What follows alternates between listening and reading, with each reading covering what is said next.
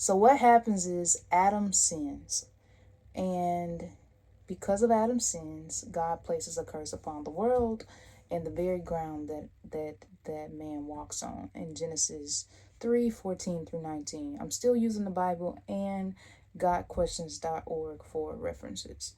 Their sin had brought them in judgment with God, and the punishment for that was death. God had already told them if they ate, they would die.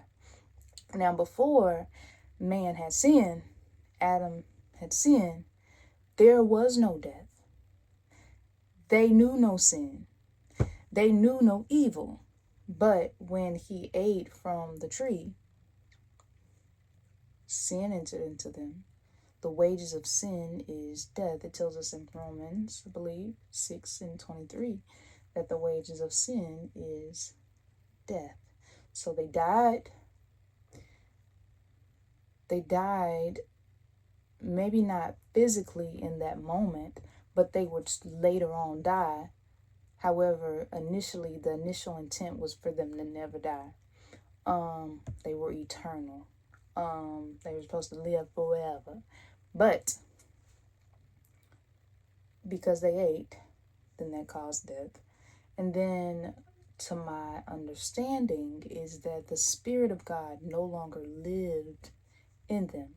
They no longer, so they died, both, they would die later on physically, and then they died spiritually.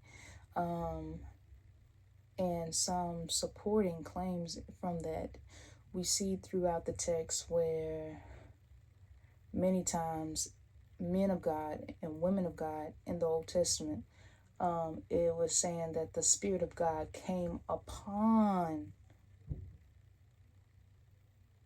so and so. The Spirit of God came upon. It wasn't living in them like we have today, but we have that right because of what Jesus Christ did on the cross. We're gonna get to that part. But so they lost God's Spirit. They died. They would die later on physically, and that they no longer had dominion over everything, and they got kicked out of God's presence. They were no longer living in, to my understanding, Eden is a place, but it also means the presence of God. And they were no longer living in that presence of God, that perfect peace and harmony where everything is perfect and everything is good. So yeah. But even though Adam and Eve had sinned and they had lost all of these things and they were cursed, because they had listened to that serpent and eaten and disobeyed and eaten from that tree, they were cursed. God had already made provision. So we see throughout the Old Testament that Old Testament put a system in place, which humans could be pardoned for their sins, and we see things like sacrifices being made with animals, and different things, so that men could be pardoned, so to speak, for their sins. And this was kind of painting the picture of what God would do later on when he sent his only begotten son to this earth, to this world, to be a sacrifice for all of humanity. That sacrifice, that perfect lamb, was Jesus Christ. Now, this is where we see the same old Satan, old devil, old wicked person who is trying to derail God's plan. So this is kind of that where you get the spirit of Antichrist, so to speak, from Satan. He don't have any new tricks. He's still doing the same old tricks: deception, manipulation, intimidation, to get you off track. So this is a spirit that is anti-Christ. It is opposite to Christ. And this spirit is either trying to kill Jesus, or is trying to portray that it is him so that you are deceived.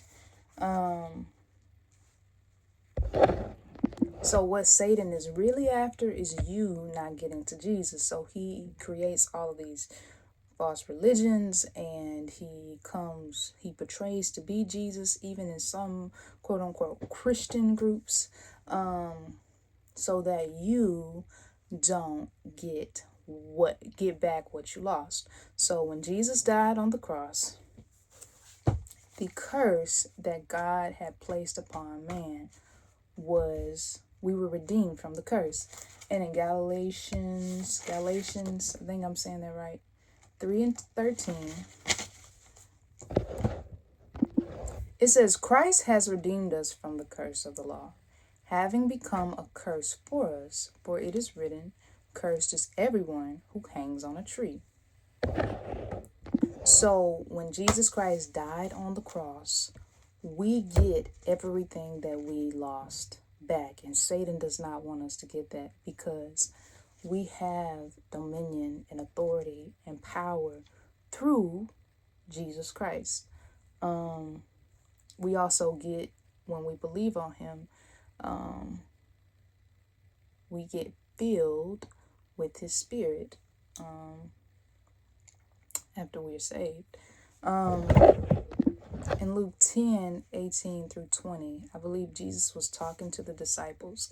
And I was in church in Sunday school today, and some older people were saying a lot of the stuff, it wasn't just for the disciples of that time, but also disciples now. And that's anyone who is a follower of Christ, right? And in Luke 10:18-20, he said to them, I saw Satan fall like lightning from heaven. Behold, I give you authority to trample on serpents and scorpions, and over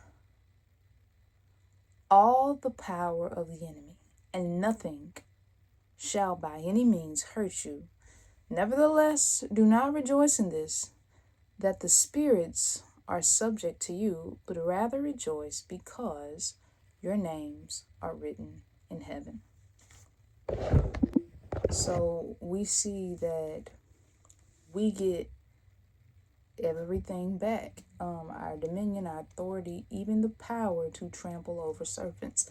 And I just want to put a pause right there and just admire how layered God is. One, that the tree that caused